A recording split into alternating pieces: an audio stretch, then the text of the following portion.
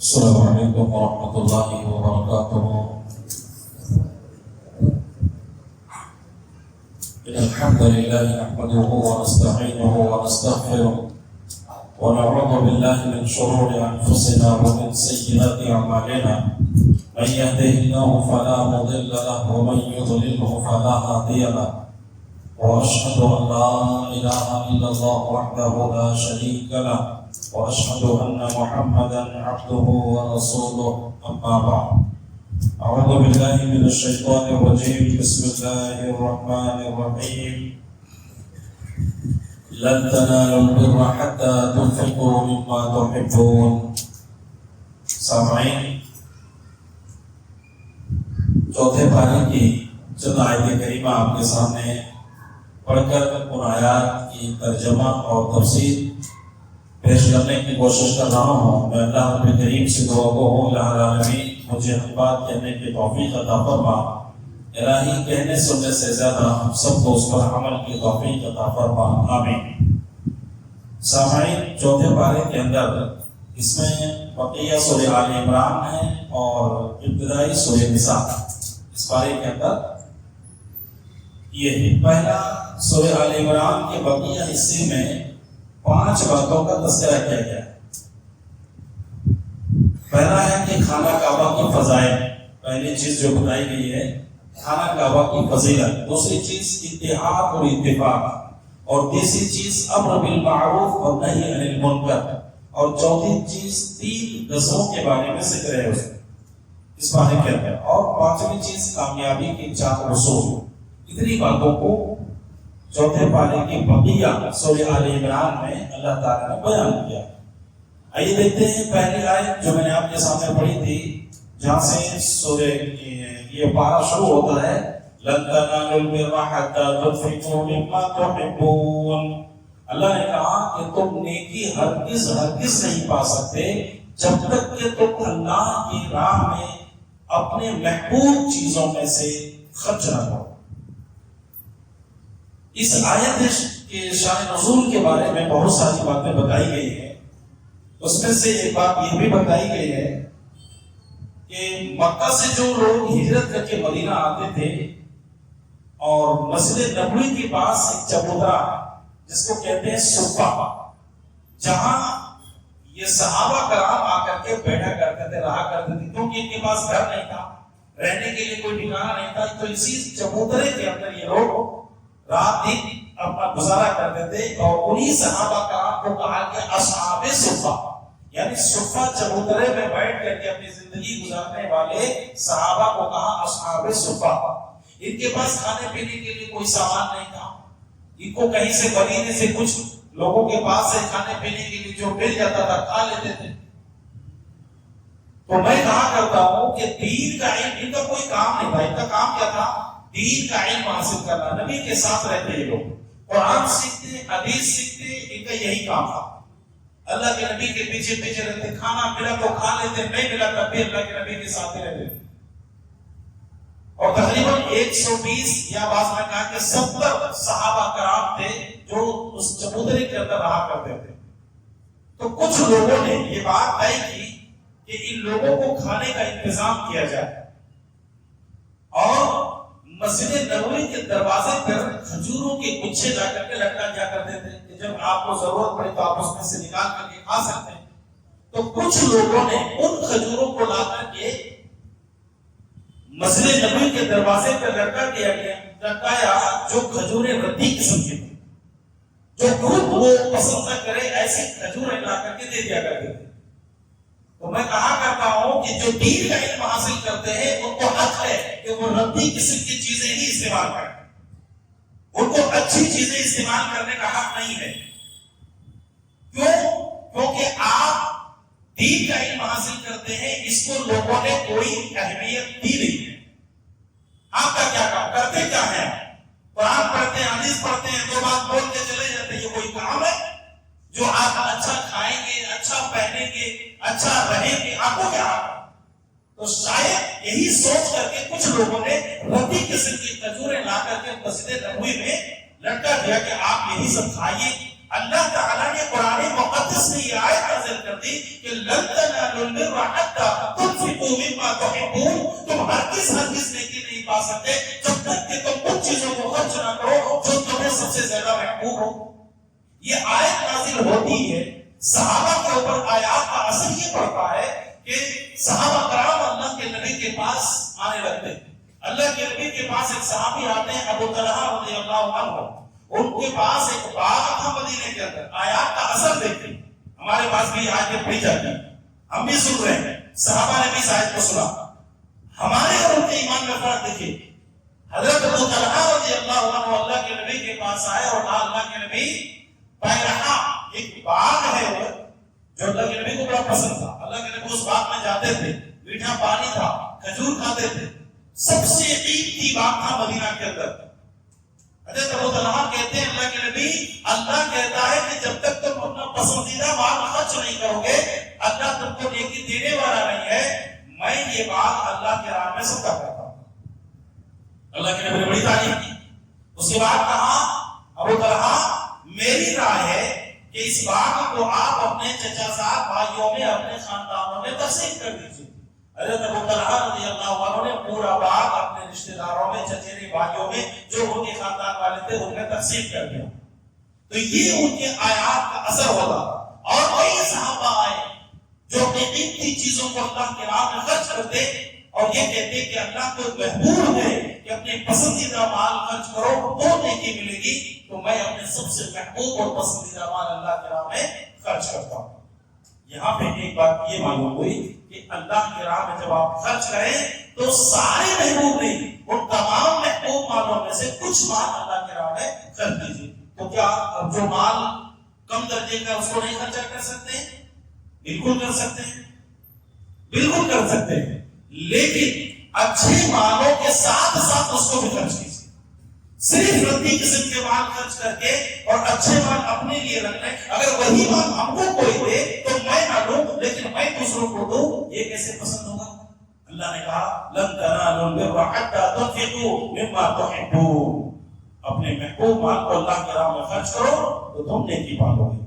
دوسری بات جو آپ کے سامنے بتانی تھی وہ یہ خانہ کعبہ کے فضائل۔ زمین پر سب سے پہلا جو گھر اللہ کے لیے بنایا گیا، اللہ کی عبادت کے لیے، وہ خانہ کعبہ ہے۔ یہ اصل میں اس سوال کا جواب ہے سیکون السفہاء من الناس، جو میں نے کل آپ کو بتایا تھا، جو تحویل قبلہ خانہ کعبہ کی طرف جو رک کر کے نماز پڑھنے کا حکم اللہ نے دیا تھا تو یہود و نصارہ نے بڑا چیخ اور واویلا مچایا تھا۔ اللہ یہاں پہ جواب دے رہا ہے کہ یہ زمین پر سب سے پہلا گھر ہے جو لوگوں کے لیے بنایا گیا تھا۔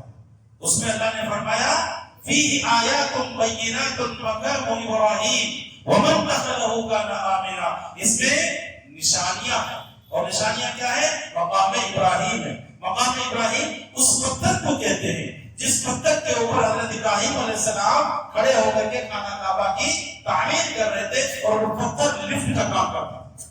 اس پتھر پہ حضرت ابراہیم علیہ السلام کھڑے ہو جاتے اور پتھر خود بخود اٹھتا اور ابراہیم علیہ السلام دیوار قائم کرتے تھے۔ اس پتھر کے اندر آپ کے قدموں کا نشانات باقی ہے جو آج بھی خانہ کعبہ کے سامنے اس کو لگایا گیا ہے۔ جب طواف مکمل ہو جاتا ہے تو مقام ابراہیم کے پیچھے 2 رکعت نماز پڑھنے کا حکم دیا۔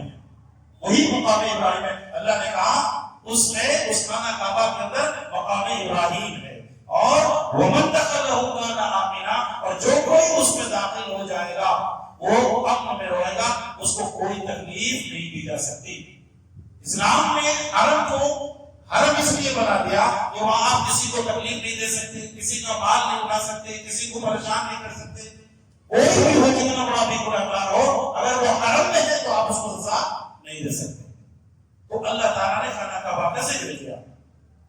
دوسری بات جو ہے وہ اتحاد و اتفاق کے تعلق سے اللہ تعالیٰ نے بیان کیا۔ اللہ فرماتا وَاعْتَصِمُوا بِحَبْلِ اللَّهِ جَمِيعًا وَلَا تَفَرَّقُوا، تم سب مل کر اللہ کی رسی کو مضبوطی سے پکڑ لو، وَلَا تَفَرَّقُوا، اور اختلاف نہ کرو، فرقوں میں نہ بٹو۔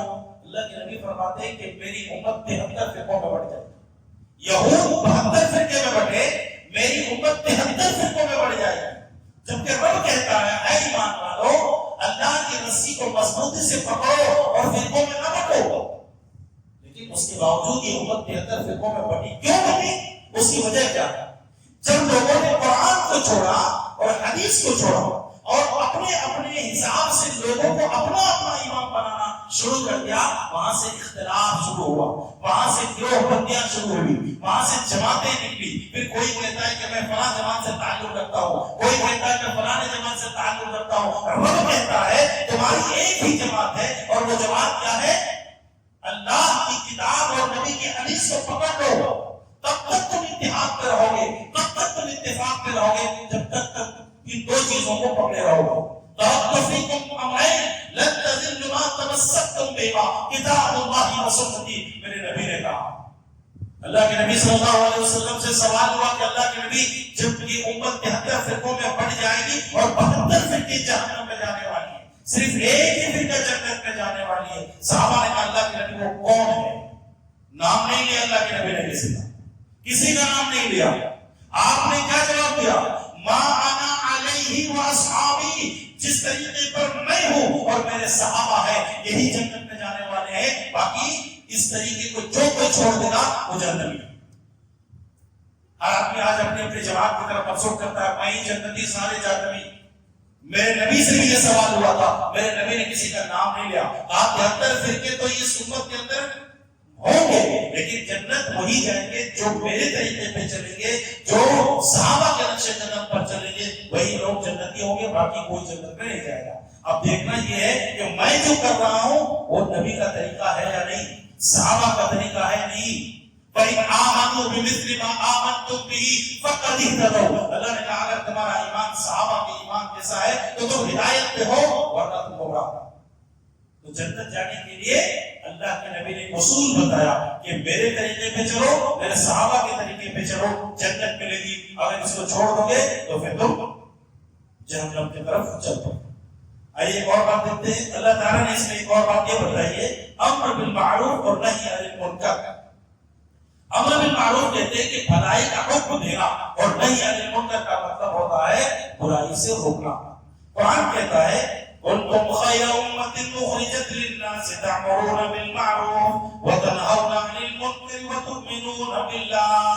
تم سب سے بہترین امت ہو. اس امت کو لگا كنتم خير أمة أخرجت للناس، تم سب سے بہترین امت ہو جو لوگوں کے لیے نکالی گئی ہو. اور تمہارا کام کیا ہے؟ تأمرون بالمعروف، تم لوگوں کو بھلائی کا حکم دیتے ہو، وتنہون عن المنکر، اور برائی سے روکتے ہو، وتؤمنون باللہ، اور تم اللہ کے اوپر ایمان رکھتے ہو. سب سے بہتر تم تب کہلاؤ گے جب تمہارے اندر 3 چیزیں پائی جائیں گی. پہلی چیز کیا ہے؟ لوگوں کو دین کی طرف بلانا. دوسری چیز کیا ہے؟ لوگوں کو برائی سے روکنا. اور تیسری چیز کیا ہے؟ اللہ کے اوپر ایمان لانا. یہ 3 چیز تمہارے پاس ہے تو تم بہترین امت ہو. اگر ان میں سے ایک چیز بھی نہیں ہے تو پھر تم بہترین امت کہلانے کا حق نہیں رکھتے ہو. اب سوال ہم سے یہ ہے، آپ سے ہم سے سب سے یہ سوال ہے کہ ہم لوگوں کو دین کی طرف بلا رہے ہیں. کون بلا رہا ہے؟ میں بلا رہا ہوں. اگر نہیں بلا رہا تو پھر میں خیر امت کیسے ہوگا؟ میں نے لوگوں کو برائی سے روکا نہیں روکا تو پھر میں خیر امت کیسے کہہ رہا ہوگا؟ میری ذمہ داری تھی کہ میں لوگوں کو دین کی طرف بلاتا، میری ذمہ داری تھی کہ لوگوں کو برائی سے روکتا. اگر یہ ذمہ داری ہے، یہ کام کر رہے ہیں، تو اللہ کہتا ہے کنتم خیر امۃ اخرجت، تو بہترین امت ہو. اخرجت للناس، الفاظ پہ غور کیجیے. سارے لوگ اپنے اپنے لیے پیدا کیے گئے، لیکن یہ امت دوسروں کے لیے پیدا کی گئی. اخرجت للناس، لوگوں کے لیے تم پیدا کیے گئے ہو، اپنے لیے نہیں. اپنے لیے جانور بھی جیتا ہے، اپنے لیے جانور بھی جیتا ہے، لیکن رب کہتا ہے تم دوسروں کے لیے جیو. تم نے دوسروں کو ہدایت کی طرف بلایا، تم نے دوسروں کو برائی سے روکا، تم نے دوسروں کو فائدہ پہنچایا، تم نے دوسروں کو نقصان سے بچایا. یہ کام تم نے کیا، جبکہ تم کو پیدا ہی اسی لیے کیا گیا تھا. یہ کام تم نہیں کر رہے ہو، اور نہیں کر رہے ہو تو پھر خیر امت کہلانے کا حق بھی تم نہیں رکھتے. سوچنے کی بات، ہم یہ کام نہیں کر رہے ہیں، کوئی یہ کام نہیں کر رہا. یہ ذمہ داری سب کی ہے، میری بھی ہے، آپ کی بھی ہے. اور آپ بھی خیر امت بننا چاہتے ہیں تو آپ کو یہ کام کرنا پڑے گا. اللہ تعالیٰ نے ایک چیز یہاں پہ یہ بتائی ہے. اس کے بعد 3 غزوات کا ذکر کیا ہے. غزوہ بدر کا ہے، اور غزوہ احد کا ہے اور غزوہ عمارہ کا ہے. 3 غزوات کا ذکر ہے. میں غزوات میں نہیں جا رہا ہوں. اس کے بعد آئیے دیکھتے ہیں دوسرے میں سورہ نساء کا جو ابتدائی حصہ ہے اس میں 4 باتوں کا اللہ تعالیٰ نے ذکر کیا. ایک ہے یتیموں کا مال اس کو دے دینا چاہیے. دوسرا تعداد ازواج یعنی کتنی شادیاں آپ کر سکتے ہیں اس کا ذکر کیا ہے. اور تیسری چیز ہے عورتوں کا حق مہر یعنی عورتوں کو اس کا مہر دے دو. اور چوتھی چیز ہے محرم عورتیں یعنی کن کن عورتوں سے آپ نکاح نہیں کر سکتے. ان 4 چیزوں کے بارے میں اللہ تعالیٰ نے سورہ نساء کی ابتدائی آیات میں ذکر کیا. اللہ تعالیٰ نے سب سے پہلے جو میں آپ کے سامنے پڑھنا ہے اللہ کہتا ہے وَآتُوا الْيَتَامَى أَمْوَالَهُمْ وَلَا تَتَبَدَّلُوا الْخَبِيثَ بِالطَّيِّبِ وَلَا تَأْكُلُوا أَمْوَالَهُمْ إِلَىٰ أَمْوَالِكُمْ إِنَّهُ كَانَ حُوبًا كَبِيرًا. اللہ کہتا ہے کہ یتیموں کا مال اس کو دے دو اور پاکیزہ اور حلال مال کو حرام کے ساتھ تبدیل نہ کرو. وَلَا تَأْكُلُوا أَمْوَالَكُمْ إِلَىٰ أَمْوَالِكُمْ اور اپنے مالوں کے ساتھ ان کے مال کو ملا کر کے نہ کھاؤ. انہو کان حوبا کبیرا یہ بہت بڑا گناہ. اللہ تعالیٰ نے 2 باتیں بتائی. ایک یہ کہ جب یتیم چونکہ چھوٹے بچے ہوتے ہیں ان کو اپنے مال کی حفاظت نہیں کر سکتے اس لیے دوسرے جو ان کی حفاظت کرنے والے ان سے کہا کہ جب یہ یتیم بڑے ہو جائیں تو ان کا مال ان کو دے دو. اور دوسری بات اللہ تعالیٰ نے ذکر کیا کہ اپنے مال کو اس حلال مال کو حرام کے ساتھ تبدیل نہ کرو یعنی ان کے اچھا مال لے کر کے اپنا ردی مال ان کو نہ دو. کیونکہ آپ کی حفاظت میں ہے تو کیا کریں گے چلو گنتی پوری کر کے 10 کلو کا اچھا مال لے لیں گے اور خراب جو ہمارا 10 کلو ہے اس کو دے دیں گے. یہ نہیں کر سکتے آپ. یہ کرو گے تو یہ حرام ہو جائے گا تمہارے لیے. یہ جائز نہیں ہے. پھر آگے اللہ نے فرمایا کہ اپنے مالوں کے ساتھ ان کا مال ملا کر کے نہ کھاؤ. یتیموں کے لیے اگر الگ سے کھانا بنے گا تو خرچہ زیادہ ہو جائے گا. تو اللہ کہہ رہا ہے کہ آپ ان کے مال کو جائز طریقے سے کھا سکتے ہیں. جائز کیسے ہوگا؟ اگر ایک آدمی ہے ایک بچہ ہے کتنا کھا لے گا 100 گرام چاول مثال کے طور پر وہ کھا لیتا ہے تو اپنے چاول کے ساتھ 100 گرام ملا کر کے بنا لیجیے. ایسا نہ کیجیے کہ وہ 100 گرام چاول کھاتا ہے اور آدھا کیجی آپ ڈال کر کے بنا کے کھا لیں گے. تو اللہ نے کہا ان کے مالوں کو اپنے مال کے ساتھ ملا کر کے نہ کھاؤ. انہ کان حوبا کبیرا اور یہ بہت بڑا گناہ ہے اگر آپ ایسا کریں گے. تو یتیموں کی پرورش کرنے والا اللہ کے نزدیک بڑا محبوب ہے. میرے نبی نے کہا جو یتیموں کی پرورش کرتا ہے جنت میں میرے ساتھ ایسے ہو بالکل قریب قریب ہوگا. وہ ایک آدمی نے اللہ کے نبی سے آ کر کے شکایت کی کہ اللہ کے نبی میرا دل سخت ہے. آپ نے کہا اگر اپنا دل نرم کرنا چاہتے ہو تو یتیموں کے سر پہ اپنا ہاتھ پھیلا کرو تمہارا دل نرم ہو جائے گا. دیکھا کرو کہ کباب نہیں ہے کتنی غربت میں جی رہا ہے. کتنے غریب ہوں گے کتنے یتیم ہوں گے جو آپ کے آزو بازو میں ہوں گے. اب عید آ رہا ہے ان کے پاس کپڑے نہیں ہوں گے کھانے کے لیے کھانا نہیں ہوگا. رب کہتا ہے اگر تم اس کو جانتے ہو تمہارے قریب میں ہے پڑوس میں ہے ان یتیموں کی پرورش کرو ان کو کھلاؤ ان کو احساس نہ ہونے دو کہ ان کا باپ زندہ نہیں ہے. اگر تم یہ کام کر دو تو میرے نبی کہتے جنت میں تم میرے ساتھ رہو گے اور بالکل قریب قریب رہو گے. یہ مقام تو ہے یتیموں کی پرورش کا. اس کے بعد اللہ تبارک و تعالیٰ نے تعداد ازواج کے بارے میں بتایا کہ کتنی شادیاں تم کر سکتے ہو. بیک وقت اسلام نے 4 عورتوں کو رکھنے کی اجازت دی لیکن اللہ تعالیٰ نے اس شرط کے ساتھ 4 بیویوں کو نکاح میں لانے کی اجازت دی ہے کہ آپ ان کے ساتھ انصاف کر سکتے ہیں. ہر چیز کا انصاف. انصاف کیا ہے؟ آپ کو باری باری برابر دینا پڑے گا. ایک رات آپ کہاں رہتے ہیں تو دوسری رات آپ کو دوسری بیوی کے پاس رہنا پڑے گا. یہ حکم ہے ہوگا. اگر یہ آپ کر سکتے ہیں تو دوسری شادی کی اجازت ہے نہیں تو آپ دوسری شادی نہیں کر سکتے. ہوتا ہے ایسا جیسے ہی دوسری شادی ہوئی نہیں کہ بڑی کو تو بھول ہی جاتا ہے وہ کیسے اپنی زندگی گزار رہی ہے کوئی پتا نہیں. رب کہتا ہے تم 4 شادیاں کر سکتے ہو لیکن چاروں کے ساتھ تمہیں انصاف کرنا پڑے گا. جو ایک کو کھلاتے ہو وہی دوسرے کو کھلانا پڑے گا. جو ایک کو پہناتے ہو وہی دوسروں کو تم کو پہنانا پڑے گا. ایک رات ان کے ساتھ رہتے تو دوسری رات دوسرے کے ساتھ رہنا پڑے گا. یہ حکم ہے. اور اگر یہ کام نہیں کرو گے تو قیامت کے دن جب تم میدان محشر میں آؤ گے اللہ کے نبی نے کہا اس کا ایک پہلو جھکا ہوا ہوگا ایک پہلو جھکا ہوا ہوگا جو دیکھتے ہی لوگ پہچان لیں گے یہ دنیا میں جو ایک سے زیادہ بیویوں والا تھا لیکن بیویوں کے درمیان اس نے انصاف نہیں کیا تھا تو یہ سزا ہوگی اس کو. آج شادیاں تو بڑی زور سے شوق سے کر لیتے ہیں لیکن بیویوں کا حق ادا نہیں کرتے. اسلام کہتا ہے اگر آپ یہ انصاف نہیں کر سکتے تو تمہارے لیے ایک ہی بیوی کافی ہے, اسی کے ساتھ اپنی زندگی گزارو. کسی کے اوپر ظلم کرنے سے بہتر ہے کہ تم ایک بیوی کے اوپر اتفاق کرو.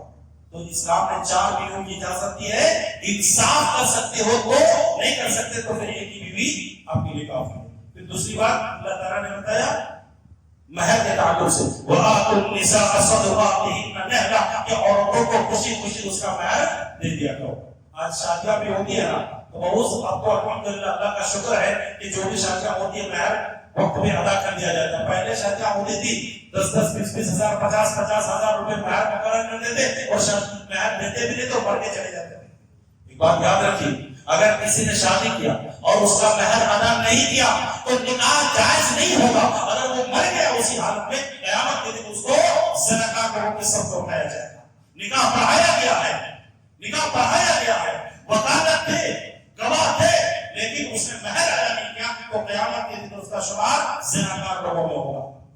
آپ دباؤ ڈال کے بیوی سے مہر معاف کرنے کے لیے نہیں کہہ سکتے کہ اتنا معاف کر دو, نہیں کہہ سکتے. ہاں رب نے یہ کہا ہے اپنی خوشی سے, اپنی مرضی سے اگر وہ معاف کر دے, جتنا معاف کر دے تمہارے لیے جائز ہے, لیکن تم کہہ کر کے نہیں مجھے معاف کر دو نہیں کہہ سکتے, اسے دباؤ نہیں ڈال سکتے. اور اس مہر کے پیسے میں صرف بیوی کا حق ہے, نہ باپ کا, نہ شوہر کا, نہ بیٹے کا, نہ کسی کا. وہ اپنا مال جہاں چاہے جیسا چاہے خرچ کر سکتی ہے اور ان کا پورا حق ہے اس مال. تو اللہ نے کہا وَآتُوا النِّسَاءَ صَدُقَاتِهِنَّ نِحْلَةً عورتوں کو اس کا مہر خوشی خوشی دے دیا کرو. اور چوتھی بات جو اللہ تعالیٰ نے ذکر کیا ہے وہ محرم عورتیں جن عورتوں سے نکاح جائز نہیں ہے وہ ہے مائیں, بیٹیاں, بہنیں, پھوپھیاں, خالائیں, بھتیجیاں, بھانجیاں, رضائی مائیں, رضائی بہنیں, ساس, سوتیلی بیٹیاں اور بہو. اتنے عورتوں کو اللہ نے ذکر کیا ہے کہ ان عورتوں سے آپ نکاح نہیں کر سکتے. اب مسئلہ رہ گیا ان عورتوں کے علاوہ جتنی عورتیں ہیں ان سے نکاح جائز ہے. اور جب نکاح جائز ہے تو ہمارے گھروں میں آج ایک مسئلہ جو ہے وہ پردے کا مسئلہ ہے. اب پردہ نہیں کرتے. کیوں؟ کیونکہ کہتے ہیں یہ میری خالہ کی بیٹی ہے, یہ میری ماما کی بیٹی ہے, یہ میری چچا کی بیٹی ہے, یہ میری خلیری بہن سمجھتے ہیں. اسلام کہتا ہے ان سے نکاح جائز ہے اور جیسے نکاح جائز ہے اس سے پردہ واجب ہے. جیسے عام عورتوں کو ہمارے سے پردہ ضروری ہے ویسے ہی ہمارے گھر کی عورتوں سے پردہ ضروری ہے.